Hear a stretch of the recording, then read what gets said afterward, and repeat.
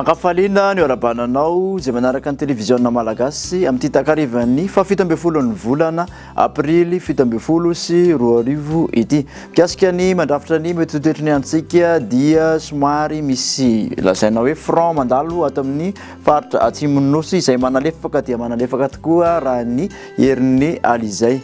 Arak'izany raha ho an'ny toetra ny andro andro rapitso maraina dia somary ahitana orana tandrifindrahona ny faritra avaratra andrefana ny faritra atsimatsinanana amin'iny faritra menabe iny. Somary andrahona kosa ny andro raha ho an'ny faritra ampovoan-tany sy melaka izay somary mety arahana orana tandrifindrahona ihany indraindray. Omaina kosa ny andro raha ho an'ny faritra sisa. Ny tolakandro dia saika ahitana orana avokoa manerana nosy fa arankotroka izany raha ho an'ny faritra avaratra andrefana sy ny faritra andrefana mahazo ny faritra atsimatsinanana iny. Andrahona kosa ny andro raha ho an'ny faritra avaratra atsinanana sy ny faritra atsimo andrefana.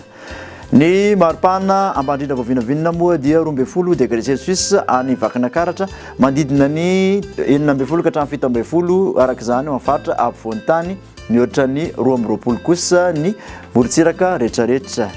Ny maripana ambondrindra dia 5 degré Celsius any Mahajanga no natana anazy manodidina ny 5 ka hatramin'ny 20 amin'ny faritra ampovoan-tany mihoatra ny 30 avokoa raha ho an'ny morontsiraka.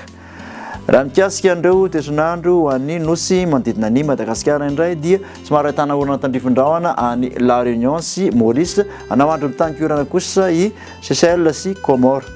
Raha mikasa ho any amin'ireo tanàn-dehibe ivelan'i Madagasikara moa dia ahitana orana tandrifindrahona i Paris sy Nairobi, anao andro mitankiorana kosa i Bangkok, ho maina ny andro ho an'ny Milan sy Johannesburg. Dia izay indray ary tompoko nazatotranao amin'ity anio ity, manasanao ho amin'ny rapitso indray veloma tompoko.